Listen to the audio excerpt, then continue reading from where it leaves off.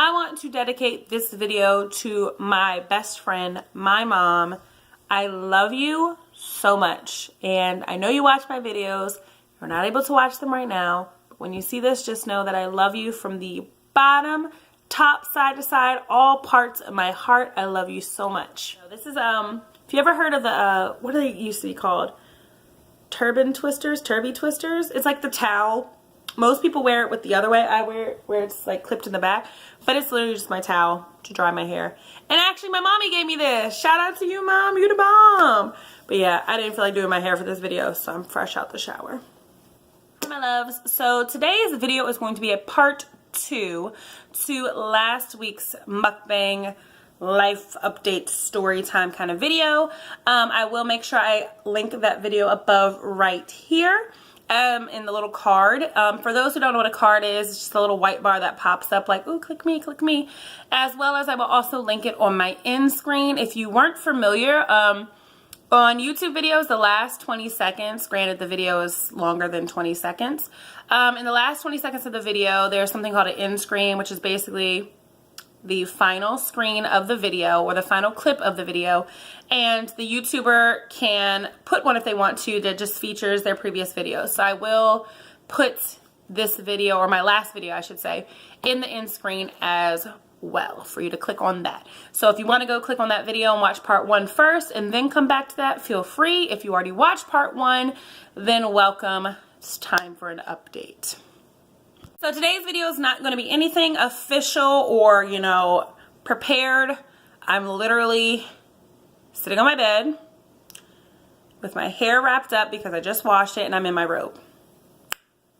So, yeah, I'm real fancy. As I said, it's going to be a mukbang. So today's dinner is going to be a salad from Panera Bread. You already know how this goes. You've seen me eat in a previous video. I have a sandwich too. But y'all know the way my appetite is set up, I probably won't get to that today. So yeah, and let me tell y'all, the food gods were working today because I love their cookie. They have this super rich, decadent cookie at Panera Bread called the kitchen sink cookie, and it's huge. And they literally, when I walked in, had one left. And it was just looking, and it was like, the skies opened up, and it was like, ah! And I saw it, and I was like, I want it. So, literally, look at the size of this. Look, that's my hand. What? So don't kill me, but I'm going to indulge in this cookie later on today as well. Yeah. So, like I said, this video is going to be a continuation. I feel like you guys are crooked. Is that better? And as I discussed in the last video, if the lighting changes from like blue to yellowish, whatever, it is what it is. It's just my phone trying to adjust the lighting as I film. But yeah, this video is going to be a continuation of my last video, or my part 1, where I basically just updated you guys on what was going on. There was a lot going on in a very short amount of time, and life was just very hectic, and YouTube had to go on the back burner. And it is what it is sometimes. That's the reality. So YouTube right now is not a full-time job for me. I'm not getting paid for it. It's currently a hobby. So I still have a normal job. I still have to pay bills. I still have to pay my rent for my home because that's life. So maybe one day, you know, knock on wood, once my subscriber count gets up and, you know, I get more views, maybe I'll be monetized one day, but for now it's just simply a hobby. Now, of course, even beyond that though, I'm still a person. I'm still a human. So life stuff happens, and when life happens, we have to deal with it. So in my last video, I just talked about issues with my car, issues with my personal life, issues with my financial life, and issues with family life and things that were going on. So I'm going to give like a brief update on those things as well. And like I said, if you would like to watch that video, it's linked already in the beginning of this video and at the end of this video. So please feel free to go watch that video. It is long. This one's probably going to be long too. But, I mean, you clicked on it for a reason. So, yeah. Before I update you guys, I'm going to open up this salad and prep it. So, I'm going to be looking down quite a... Maybe not, because I can't get it open. I need help. Oh, got it. So if you see me look down, it's just because, you know, I'm prepping things like the salad dressing and cutting things up so that I can actually, you know, eat it without dying. Like, there's a whole egg in here that needs to be chopped up. So yeah, I'll be doing that.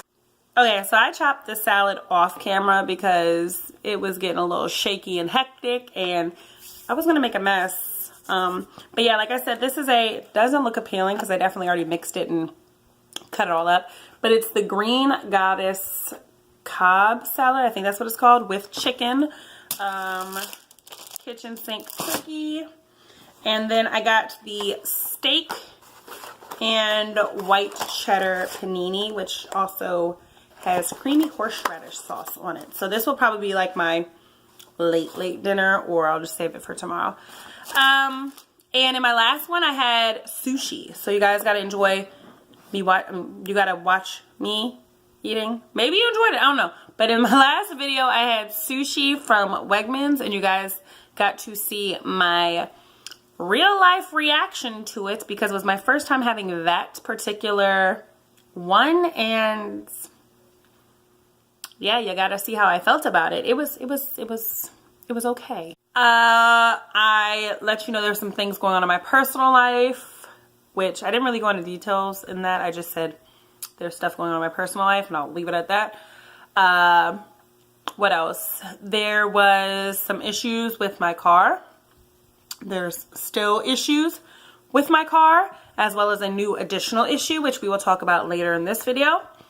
I talked about my computer being broken, which we'll talk about later in this video. And I talked about my mom, which we will talk about again later in this video.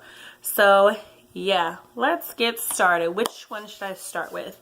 The last video, and look at this piece, y'all, hold on.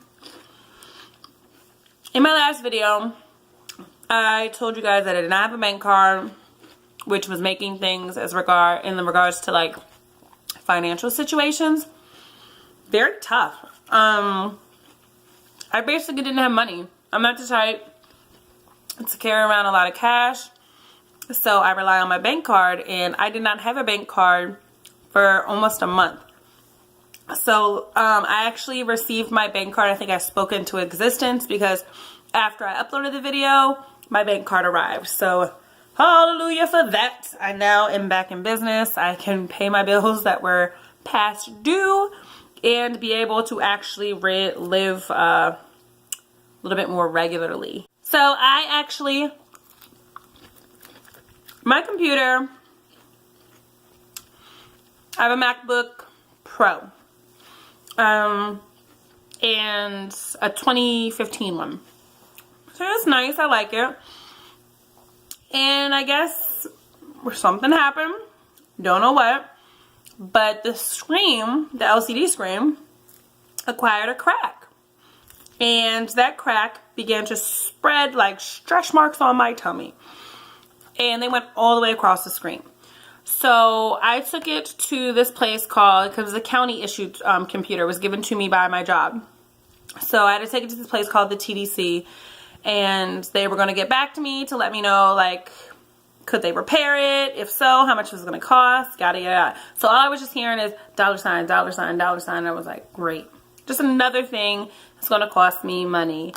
Yay, not. Well, the guy gets back to me, and he was like, yeah, so this will fall under the category of accidental damage, which we don't cover. So you're going to have to pay $100. I'm not going to tell y'all how much because y'all don't need to know all that. But it's going to cost me a couple $100 to get this repaired. And I'm just looking like, true. Okay. So I've been borrowing my mother's computer, which is also a county issue computer, by her job. It is a MacBook, but it's a MacBook Air, so I'm even more terrified because it's even lighter and more fragile than my other one. But I'm just grateful that I have a computer to use. It does make editing a little bit more difficult since a lot of my stuff is not on her computer. But again, I'm just grateful that I have a computer. So that's one reason why these videos have been so hard for me to get up and edit. Like, For example, right now it's Saturday, February 23rd. This video might go up today, it might not. Who knows? I don't know, because for some reason my files transferring to her computer, it just doesn't work, or it's extremely slow. And I think that's because it attributes a lot to, she has a lot of stuff on her computer, and I'm not about to just delete all her stuff or anything like that, because it's not my place and it's not my business. So I just have to work with what I got. So sometimes getting the files up to even edit them is a challenge, and then actually getting the video up sometimes is a challenge as well. So yeah, the computer has to wait until I'm able to go pay for it, as well as have the funds to pay for it.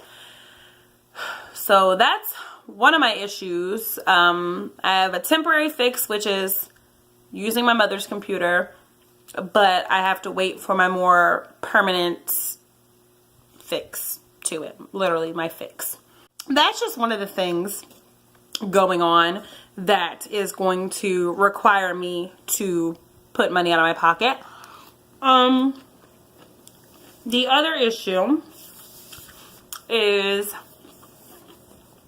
my car. So in my last video I explained to you all that I'm having issues with my rear driver's side rotor, which is basically the part with the brake pads, makes the wheel stop moving. So mine is just going out. It's kind of bad. It's very rusty and just like, you know, like deteriorated and just gross. And it's kicking up a lot of rust dust. And basically my tire is damn near the color of this box now. Well, not my tire, but the rim and part of my tire, because so much dust is kicking up and it's rusting because we're in a wet time of the year. This is what my once silverish, actually my rim was kind of like this color, and now it's this. So that's what's going on. And in addition to it looking like this, it makes an obnoxious grinding sound, and people will stare at me and look like, what is she dragging under her car that's metal? Nothing folks, it's my tire and my rotor. Just shut up and stop looking at me unless you're going to pay the money to fix it. Point blank, period. So as long as I'm able to drive it and be safe, it's going to have to wait. A lot of things right now are just going to have to wait because I have bigger priorities that need to be focused on. But then this week, last night to be specific, driving through the mean streets of Baltimore, Maryland, and the street was very mean. And basically my car fell inside the street, hit a huge pothole, and it was loud and it was tragic and it hurt my feelings instantly, as well as hurt my car. So today is Saturday. If you're not familiar, I do graduate courses on Saturdays. So I was in class all day today. I get out to my car to realize that the tire that was sucked in by that pothole is now flattening. It's not fun nor safe to drive on a flat tire, and today it was raining, which is why I'm filming in this room as opposed to where I usually film, because I need the lighting. So yeah. So I'm like, great. You got a flat tire and the daggone rain. Great. So I drive on it ever so delicately, and I talk to Sean. I'm like, yo, my tire's flat. He has like one of those big jacks like that can lift like a good amount of weight. I was like, I need you to jack up my car later. We need to check if my rim is bent. I'm going to fill the tire up right now with air, and we're just going to monitor it to see if it deflates again, because if so, I have to get another tire, because my car does not come with a spare tire. Because if you have a newer model car, like anything within, I think like 2009, 2010 and later, most cars, if not all of them, don't come with spare tires anymore to save on fuel mileage. They feel the tire weighs down the car too much, so they just don't include it. Plus, like every other company, they want to make money. If they're giving you that tire, then you don't have to immediately buy a tire. And they want you to pay the money to buy the tires, so they're not going to give you one. They want you to buy one yourself. So my car, for all those reasons, does not have a donut or a spare tire. So I have a Hyundai Elantra Limited, which basically one of the features on that is larger rims and specialty tires. AKA, all that really means is normal tires from the rim to the road, you have about this much space. But, okay, like this much space. But with specialty tires, with the rim being bigger, you have about this much space between the rim and the ground. So things such as potholes or bumps in the road or speed bumps are a lot more dramatic because there's not that extra cushion for the pushing when the car is bouncing. So when the car bounces, a lot of the times you hit that rim. So unfortunately, there's been many instances where I've had to replace my tires because Maryland doesn't know how to frickin' fix their roads. So there's potholes on a lot of the streets that I have to take to get to work or various or sorted other places. So I'm basically waiting to see if my tire deflates overnight so that I can go about figuring out what to do with it tomorrow. Oh joy. Now you might be asking. Probably nobody's asking. I'm gonna pretend you asked. Dominique, why were you in Baltimore? Well, that brings on my final, most stressful life occurrence currently, which is my mom. So my mom, if you've watched my videos, if you're new to the channel, welcome. Like I said, peruse around my channel, catch yourself up, get to know me. But if you are a returning friend in love, you will know that my mom has been going through it.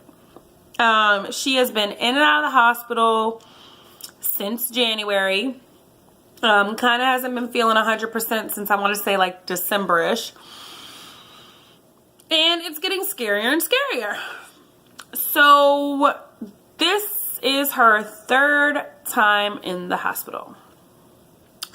As you heard last week, she is back for her third time, and things got really, really bad. And I'm hoping it's one of those things get worse before they get better. I'm praying it's that, because I can't continue like this. My mother has been in and out of the hospital suffering from dizziness and shortness of breath, and they've been running tests and her platelets are really low.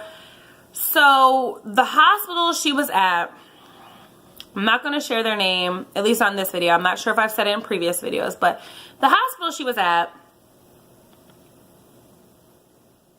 yeah, I don't really have words. I'm very disappointed. We'll put it like that. My mother was basically a number to them. A way to rack up insurance money. They did not treat her and care for her as if she was an important, patient there. They just let her be there, pretty much. They just let her be there. And that shit hurts. That hurts. She was at this hospital. She had gone back to this hospital 3 different times, not by choice. Just a lot of these hospitals are in something called a code yellow, which basically means they may be able to take you, but you're going to be stuck in the hallway or in the emergency room or something of that sort, because they just don't have a room to put patients, pretty much. The hospital's at maximum capacity, and unless someone dies, unfortunately, or is able to be, what's it called? Discharged. If they're able to be discharged, then they don't have anywhere to put you. So, and I've been in a scenario when I had to be sent to the hospital, it was on a code yellow. So I was in the hallway for about 30 minutes, and then I was in a emergency room for a good while. So I know what that feels like when there's a code yellow. After the first time at this hospital, I was like, oh, okay, she's better, everything's good, because if not, they wouldn't discharge her, right? Jokes on mother effing me, because things got worse. And so she ended up back there a second time. Again, not by choice, by code yellow. There was nowhere else that could take her, so that's where she ended up. I watched my mother this second time around just deteriorate. Again, she's in this hospital. They're treating her just like a number. They weren't caring for her like I feel they should have. And I wasn't getting any answers. There was a lack of communication towards her, a lack of communication towards me. They couldn't tell me what was going on. They couldn't tell me anything. Like, I just was not being told anything. But I'm watching my mother wither away in front of me, and y'all are telling me you can't figure it out, but you're a hospital. That's what you're supposed to be doing, is figuring things out. So she gets released. I go to get her. I take her back home. During this time, I decide I'm just going to stay with her a while. So I go over and I stay at her house. I took off a couple of days of work. I stayed at her house for about, I want to say, 4 or 5 days, which is everything I updated you on in my last video, because I made that video the day after I got back home. Well,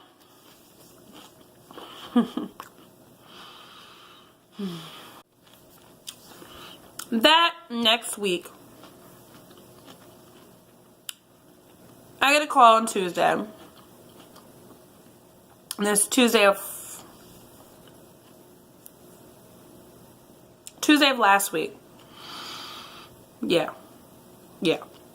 Last Tuesday, I get a call saying my mom is being taken back to the hospital, making this the 3rd time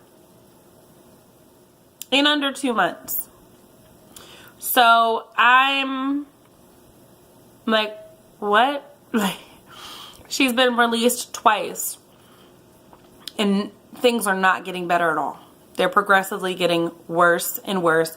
Yet we still have been given 0 answers or solutions at all.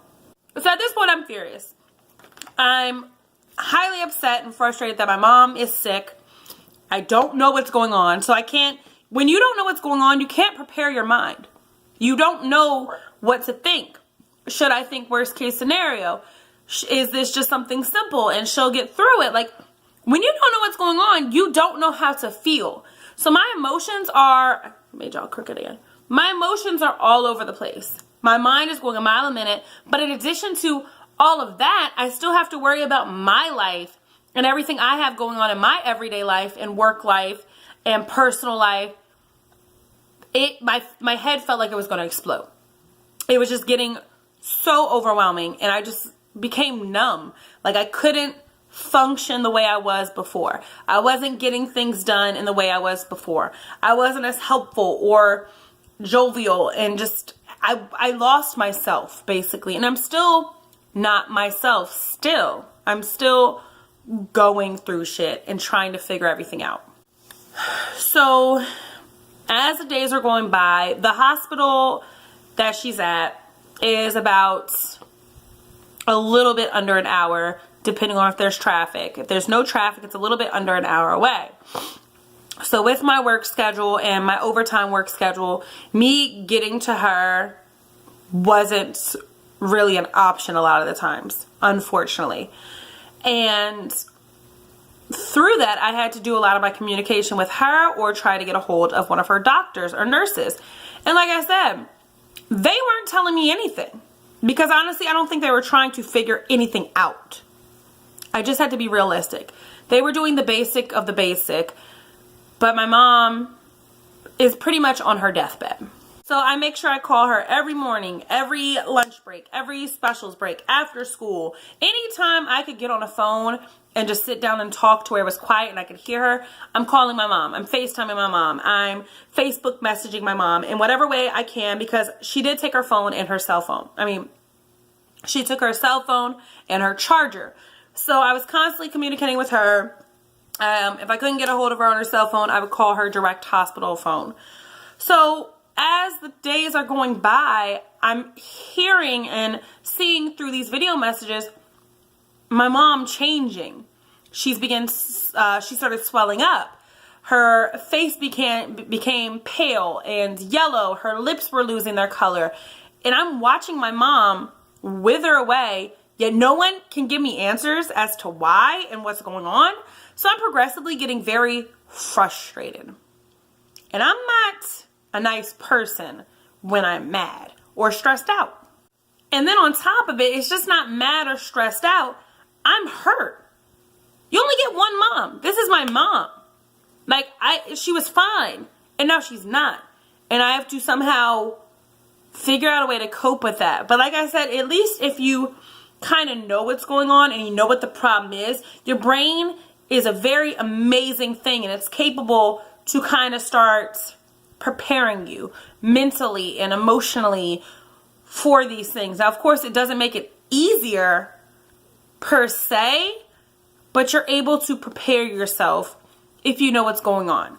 If there's a diagnosis or a, terminology put behind it, you know what to now expect or what's coming next. I didn't get any of that.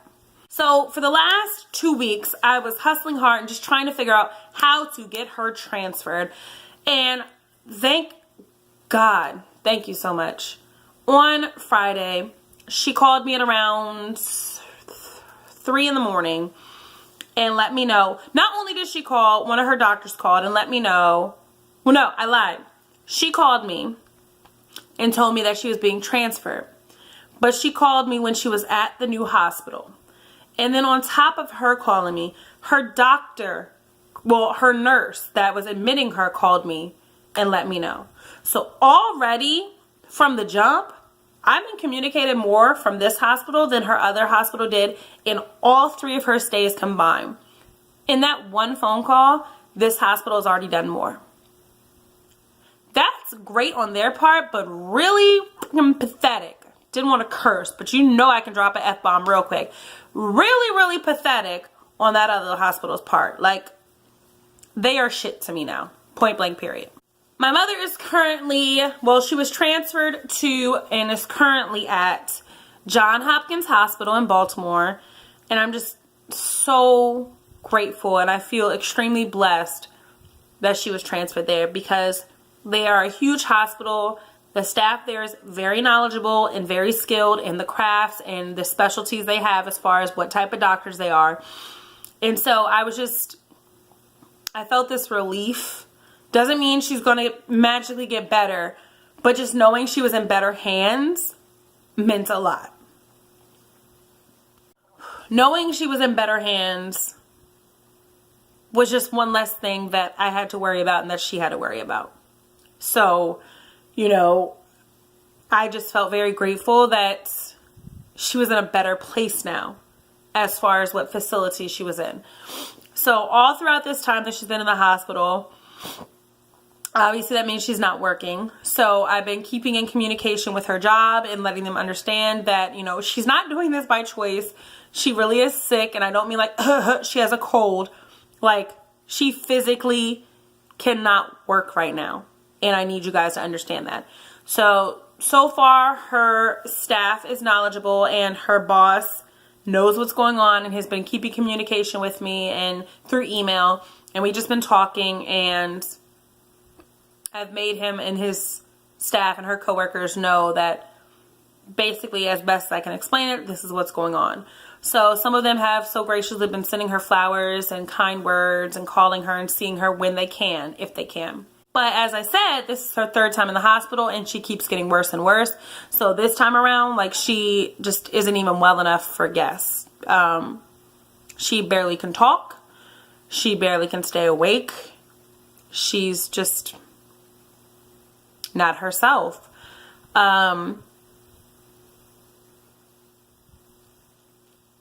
She's not herself anymore. She's was wasting away pretty much. Talking to her began to become very hard.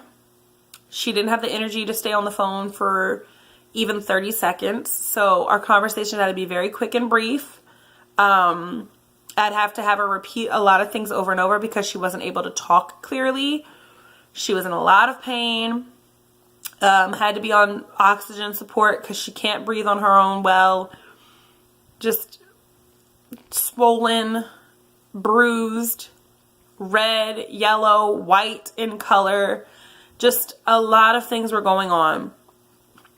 And so Friday, which was yesterday, or whenever you're watching this video, Friday the 22nd. I'm at work. I did my normal morning call. Everything was okay. She was at Johns Hopkins. So I started my day happy. I was like, my mom is going to be okay. They're going to take care of her. But then the day took a very quick turn for the worst. I was going about my morning as usual. I was working with the kids. We were doing our lesson, and I went to go take them for specials. And my principal, my boss, stops me at my door. And she's like, I'm going to take your kids. And at this point, I'm like, what? Okay. And she was like, I need you to go check your phone. And I could just tell by the way she said it that it wasn't a good thing. So I rush over to my phone. At this point, I'm already panicking. And I'm trying to keep calm. But like I said, just the way the message was conveyed, and the fact that my boss, in general, is telling me to check my phone, I knew it wasn't good. So I get to my phone, and I see that I have a long list of missed calls and messages. And all I see instantly, it like popped out at me, is I saw critical and get to her immediately. And my heart just stopped. And I broke down. So, and I'm not going to cry in this video. So, I literally felt like my entire world stopped in that moment. I couldn't think straight anymore. I couldn't see straight. I wasn't breathing right anymore. I didn't, like, it's one of those moments where I was just like, I didn't know what to do next. I didn't know what to do next. So I broke down emotionally, and I just started crying. And I ran over to close the door because I didn't want anyone to see me crying, because, you know, then people want to ask questions and that makes things worse. I get on the phone and I call my aunt, and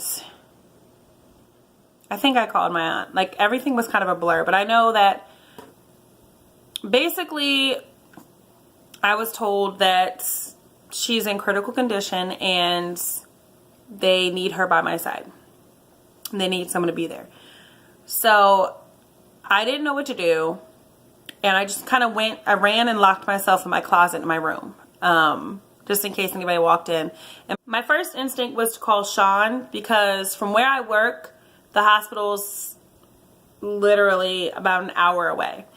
From where we live, it's about 30 minutes away. So he was home, so I was hoping that he could just get there, and so she could just have someone there. Like, that was my only thought. I just need someone there. I need to know what's going on. I need to make sure she's okay. No one's answering the phone. I'm just panicking.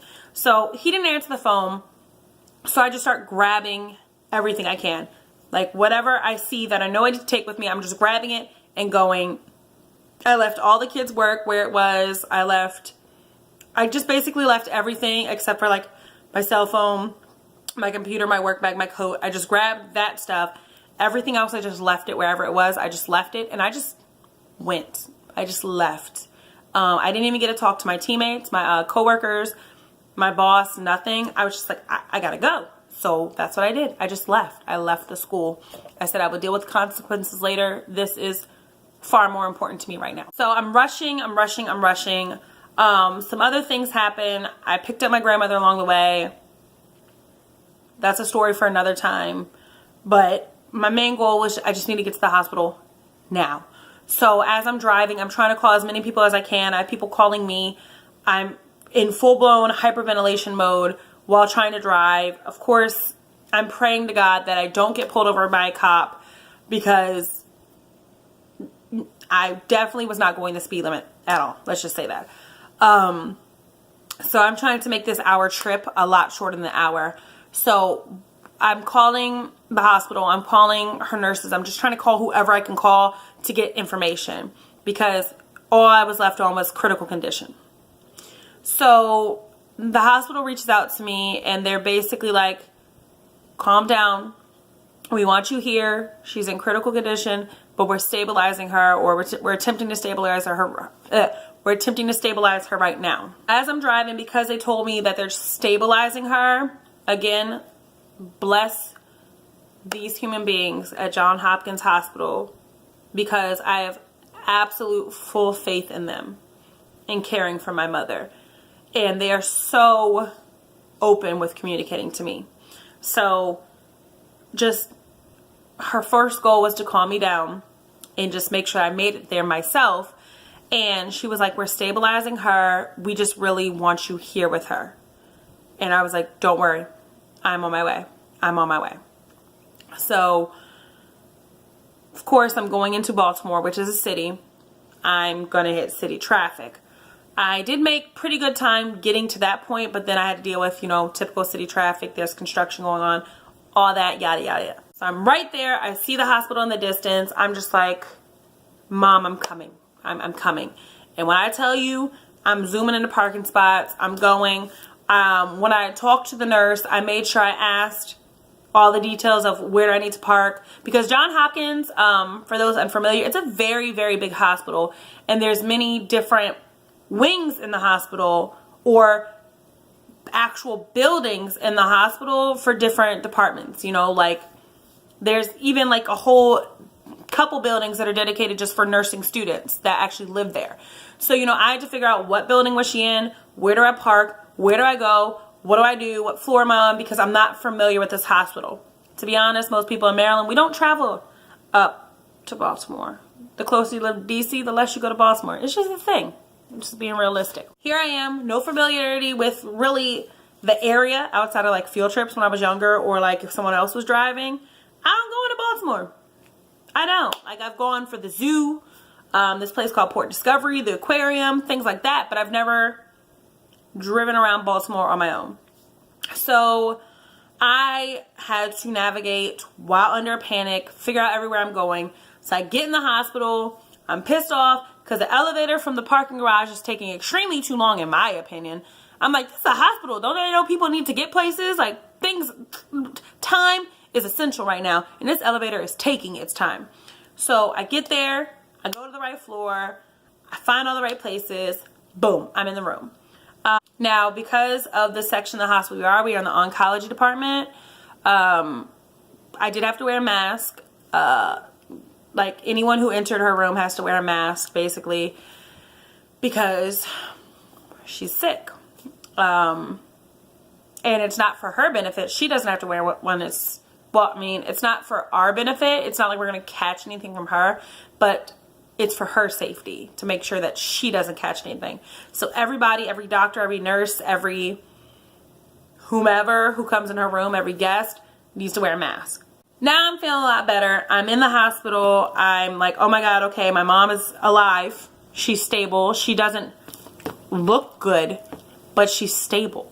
She's alive. She's here. Instantly, I just, like, I decompressed. I felt so much better. But that doesn't mean the problem is solved. The problem is not solved.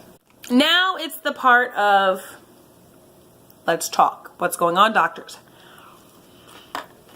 Immediately, again, by far, a tremendously better experience than at our other hospital. The moment I come in, her nursing team comes in, her doctor team comes in, everyone's coming in to communicate. At our last hospital, not a single person came up to me when I would visit. What? They don't even know who I am. Cool. So her doctor team and her nurse team comes in, and we have a sit-down talk. They start off by saying they're really not sure what's going on, but rest assured she's stable. Where do I begin?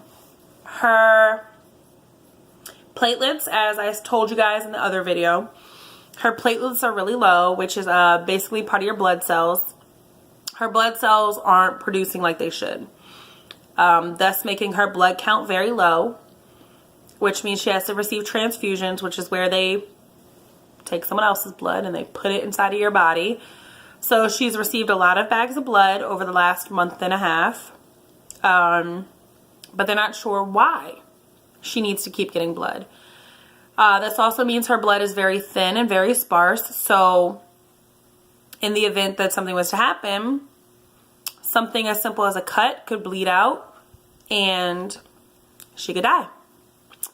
The reason they said that she was in critical condition is because her colon was actually expanding tremendously and rapidly.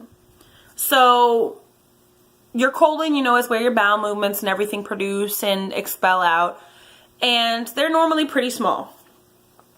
My mother's was a little bit smaller than a ruler. So the way you can visualize it, obviously you can visualize a ruler, or if you've ever had a child or know someone who's had a kid, you know, when you're supposed to have a baby, your area has to be dilated to 10 centimeters because it's got to push a head out and a body out. So this is roughly 10 centimeters, okay? Give or take, you know, the baby comes out. My mom's colon was 14 centimeters. So it was about this big in size. Now, just imagine that. I'm putting it in front of my body. Look at that size in comparison to my body. That's not normal at all. Now, the risk with her colon being this scarily enlarged is that with anybody who ever has suffered with this, it risks bursting. Think of a balloon. If a balloon gets inflated too much, it bursts, it pops. So her colon is continuously enlarging, risking it popping.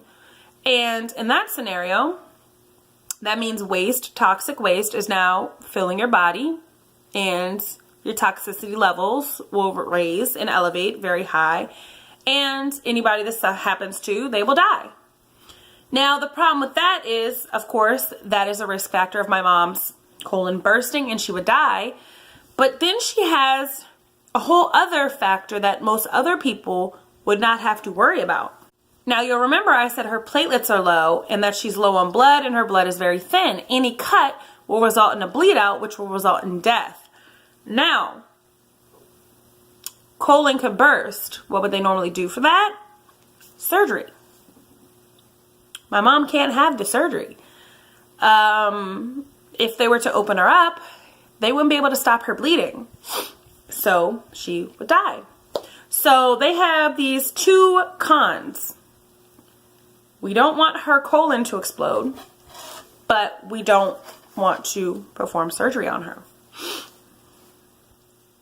So this is why we needed you here, because we were worried that our third option may not work and we wouldn't have any other options.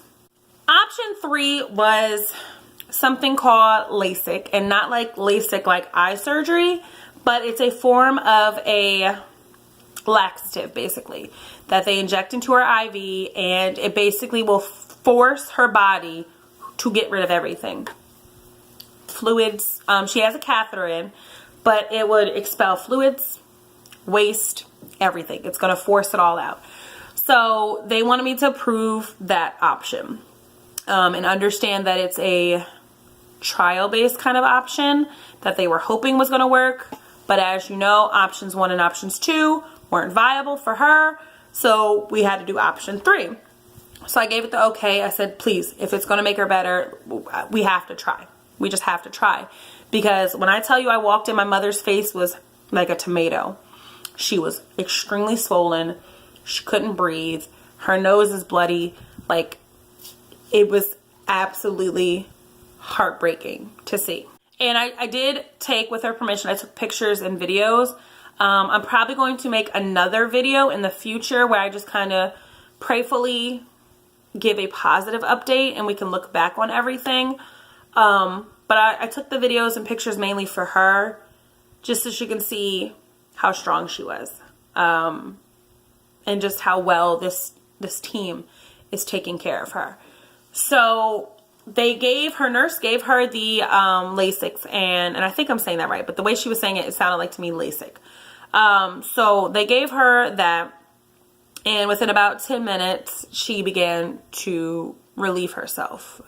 For lack of a better term, she was relieving herself, and obviously she's in a hospital bed, so it was messy and things of that sort. I didn't care. I didn't leave that room. I didn't care one single bit. I was her child. She changed my diaper. The least I can do is be by her side when she's going through something. It did cause her a lot of pain and discomfort, but it was a relief in more than one way. So after a couple sessions, the nurse came in. I did call her nurse, and we moved her to a bedside toilet kind of thing. And just, you know, we supported her through everything. And we were all crossing our fingers in anticipation, just hoping that not only did she feel relief, but her body showed relief. I don't know if that makes sense. But we were praying that the goal at hand, which was to reduce the swelling in her colon, was happening. So after about 30 minutes and, you know, changing the bed and cleaning her off and changing her, she settled back down. And instantly I look at her and I notice that her color starts coming back. The redness in her cheeks is lessened. The redness in her ears and her nose is lessened. The yellowness and paleness of her skin is reducing down. And she's starting to look more like my mom. So here it's been only 30 minutes of me being there, and I'm already seeing my mom feel better. And so her doctor team comes back in, and they're looking at her, and they're instantly like, oh my God. Like, her stomach swelling has reduced significantly. So hearing their positive nature and their positive spirit and what they're seeing instantly brought relief to me.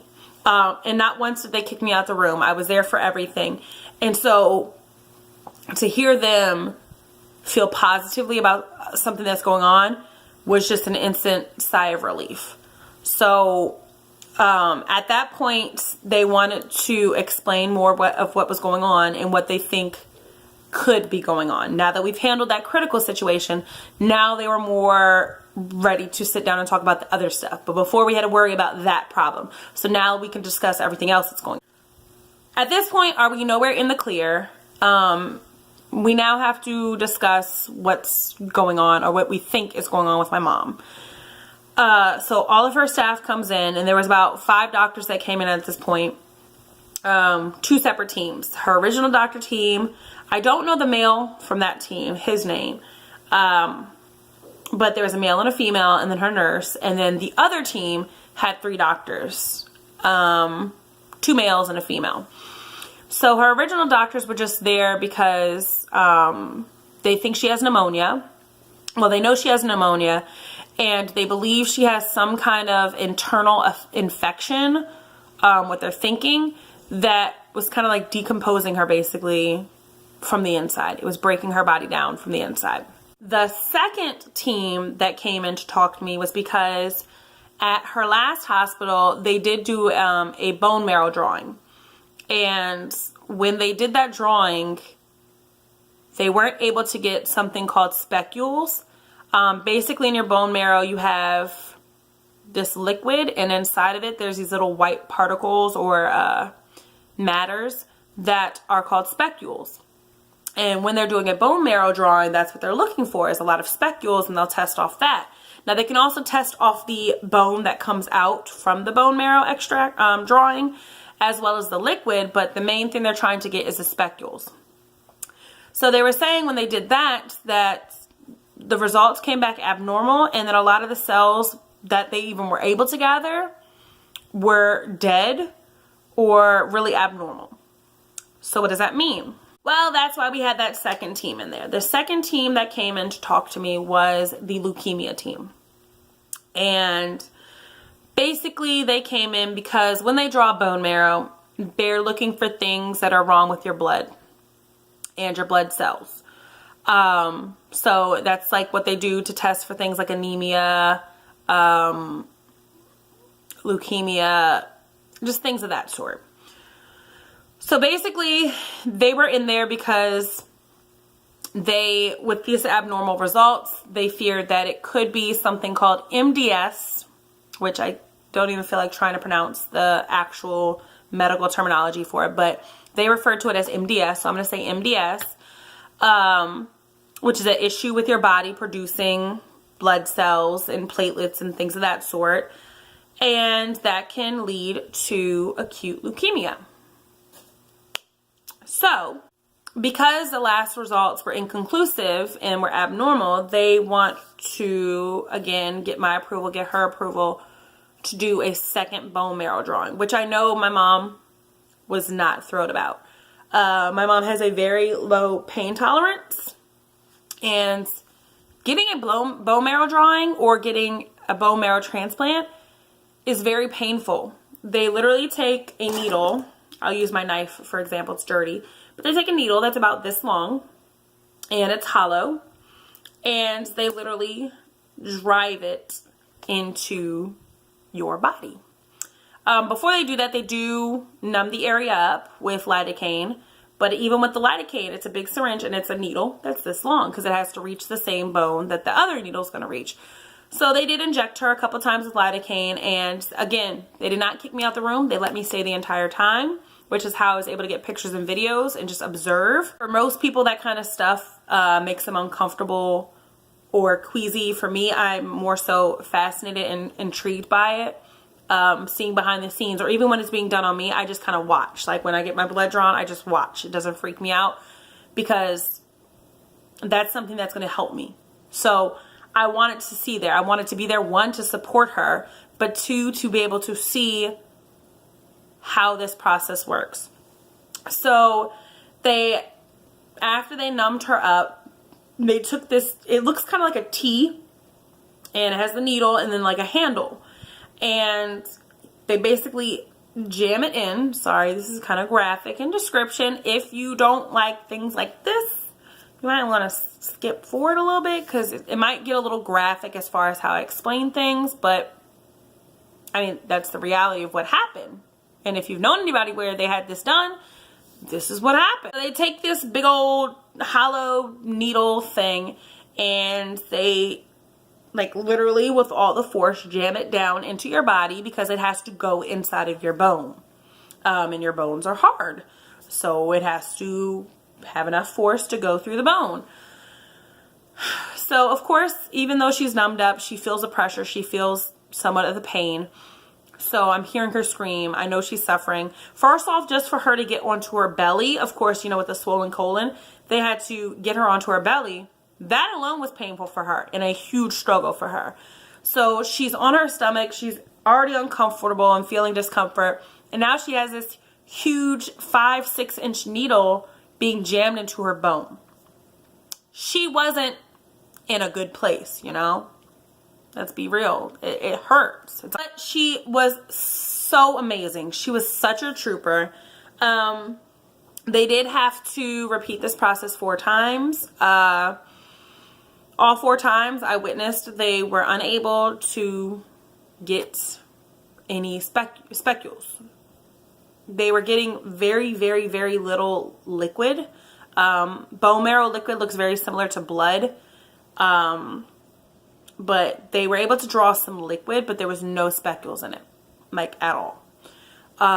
So basically what it came down to, after 4 unsuccessful dig-ins and moving and suctioning out, what they determined is they're just going to take the little bit of liquid that they were able to gather, even though it had no specules, and they're going to take the sliver of bone that came out in the needle, because obviously you had to make an insert hole. So the little sliver of bone that they were able to gather, they were going to run a test on that. Now, this is Friday. It was Friday at 4 p.m. And if you know about a hospital, even though they're open 24 hours, most of the different departments or specialty teams, they have a weekend. Or they don't run certain tests or do certain things over the weekend. So basically the reason it was such a rushed process is because if they didn't get it done on that Friday, my mom was going to have to wait until Monday. And I was not going to allow that to happen. She suffered enough. Like, we need results as soon as we can get them. So they literally got her to sign off on the waiver, and within 30 minutes they were in there, the whole team. At that point, there was literally about, including myself, 8 people in the room, I believe. 6 to 8 people at any given time that were in the room, either helping move her, clean her, comfort her, massage her, treat her, whatever it is. There was a lot of people in the room. So we had to get everything done because we had to get it into the department and get the test started to get results before next week. After she got that done, they got her back onto her back, and at this point she was kind of relieved because, one, it was over, but also she was relieved because now this means they could give her the antibiotics and painkillers. Prior to that, when she was getting the laxative and the bone marrow drawing, they did not want to give her antibiotics and pain relievers because they would counterbalance the other medicines and the other procedures or deter results.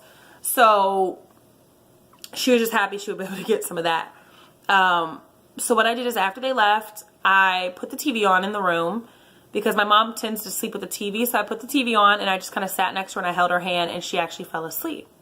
And I don't just mean like a struggle sleep. Like, I mean, she fell asleep and was snoring. So that means she was comfortable enough and in a less amount of pain to where she felt comfortable to fall asleep. And that instantly just warmed my heart because I feel like at that point she felt okay. She felt safe. She felt better. She wasn't better, but she felt better, like in her spirit. So they rushed off the liquid and the bone to the like department, I guess we'll call it. And they said they'll get quick results within 24 to 48 hours, which will give them an idea. And then the more conclusive results will come within like a week or so. But like I said, the team was saying that they think worst case scenario, MDS or leukemia, but either way, she's in good hands. And that's all I needed to hear. So in the meantime, they were able to give her the medicine she needed for the pneumonia as well as the infection. So now what? Like I said, I took my grandma with me. My grandma is suffering with symptoms of dementia, so I was not able to keep her in the room. It was just a lot of her distracting the doctors or stressing out my mother or stressing me out. So I had to give her a safe space in the waiting room. I did take her down to the cafeteria at one point, which was a very far walk from where we were. She hung out there. She got kicked out of there because if you know anything about elderly people with dementia, sometimes they don't have a filter. So yeah, that's not anybody's business. But yeah, some things happened. So basically I was between caring for my mom and taking care of her and babysitting my grandmother. So we stayed there for a while. I did bring her back to the room just so she could be with her daughter, obviously. But it came to the point where I had to take her home. Here we are. The sun is going down. I have an hour drive ahead of me to take my grandma all the way back to her house and then go back in that same direction that I just came from to get back to my house. So I had about a 2-hour commute on my hands here. So I pack everything up for my grandmother. I get her in a wheelchair just because she's tired at this point. And it was just really hard for me to leave my mom. Like, when I tell you, I said, see you later, goodbye, gave her hugs and kisses at least 30 times. Like, me pulling myself away from her when I was right there with her was so hard. It was so hard. But I had, like I said, I had full faith in her team. So I knew even in my absence, they were going to take care of her. On my way home, that is when, like I said, I think I said it earlier. I can't remember at this point. That's when I got my lovely, yeah, I did say it, when the road decided to swallow my tire and hurt it. But after a long drive, I made it home. I dropped my grandmother off. I made sure that their dogs were fed and that my grandma was okay. And then I started heading home. I just felt emotionally, mentally, physically drained at this point. So I got some rest. Fast forward to today in current time, a couple hours ago. I've been talking to my mom all day. She is feeling a lot better. Not a lot. You know, that's a little bit, I don't want to say that too loosely. She is feeling better. The antibiotics for the potential infection and the pneumonia are working. She's able to breathe a little bit easier. She's able to talk a little bit more clear. She's still very tired, but I mean, when you've been in the hospital for weeks, if you've ever stayed in the hospital overnight, you know that you don't get sleep. Like, you just don't. Unless they give you sleep aids, you're not going to fall asleep because there's always going to be people in and out of your room. The lights never fully really go off. It's never really fully quiet. You got a lot of machines that are creating lights and sounds around you. You're strapped up to everything you could be strapped up to. So she hasn't had a good night's sleep in about 2.5 weeks at this point. So she's just very, very tired. So communicating with her is still a little bit challenging, but I want her to get the rest, of course. In my last conversation with her, which was about 3 hours ago, she was saying that she is feeling better. The medicine is working. They gave her more medicines, like different types of medicines, just to cover a bunch of different bases. And at this point, they're going to try to make her sit up and stand up and walk around a lot more, because before she didn't have the strength. Like, if she had to sit up or move at all, everyone has to chip in. Even when I was there, if they had to move her, I was chipping in. Like, I'm stepping in and helping the nurses because she physically just did not have the strength to do it. And you have to remember, she hasn't eaten or drank anything physically in 2.5 weeks. So her strength is just completely depleted. But now that they're giving her the antibiotics and things like that, they want her to get up and moving. 1, so she doesn't get bed sores. 2, to make that blood flow and get the oxygen flowing through her blood that is there. And just physically to just keep her active. So I did speak to her, and she did tell me no, she does not want me to go out there for obvious reasons with my tire and it's raining. But yeah, that's just where life is at this point. I have not been eating this salad. Let me take a bite. Hold on. Another little dangly spinach. That's just basically where I'm at right now.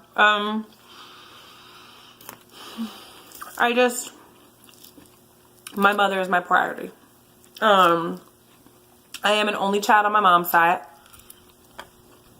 I do have 4 siblings overall, but they're with my father and his wife. So this is my mom. I'm her only child. I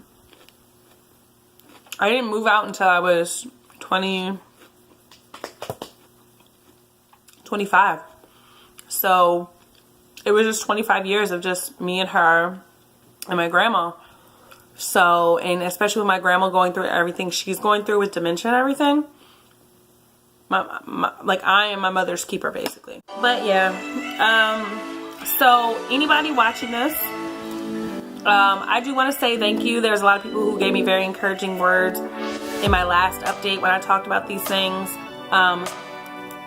whether it be in regards to my mom or my car or my financial situation. Thank you so much for all the kind words and prayers and advice, everything. I love you from the bottom of my heart. You are my loves. That's why you're my Dommy love. You're my friends. You're my family. And I appreciate you. If you made it this far, thank you so much. Let's see. In addition to my other comments, if you made it this far, can you leave prayer hands for my mommy? That's what I like. I'm going to try to finish up my salad because, as you see, I made a pretty good dent. I'm in general a slow eater, so even if I wasn't talking to you guys, this is probably about how much as I would have filled. Didn't touch the sandwich at all. Didn't touch this, but best believe I will be at least taking a bite of it later. Trust me, kitchen sink cookie, Panera. Find it, try it. You gotta eat it a bit at a time because it's pretty rich, but still. Yeah. So until next time, I love you guys. Kisses. Hugs. Thank you in advance for all the comments. Remember, if you like this video, give it a big thumbs up. Share it. If you're not already a lovely member of this family, subscribe. What are you waiting for? Let's go. I mean, enjoy more of me. So I cannot wait to see you guys in my next video. What y'all think though? Could this be a look? I don't know. Wilkins, what you think? I need y'all to wrap my hair because I think I look cute. Like this? This is like a whole mood right now. Look at that little cutie over there. Hi, beautiful. Hi, pretty girl. I love you. I love you.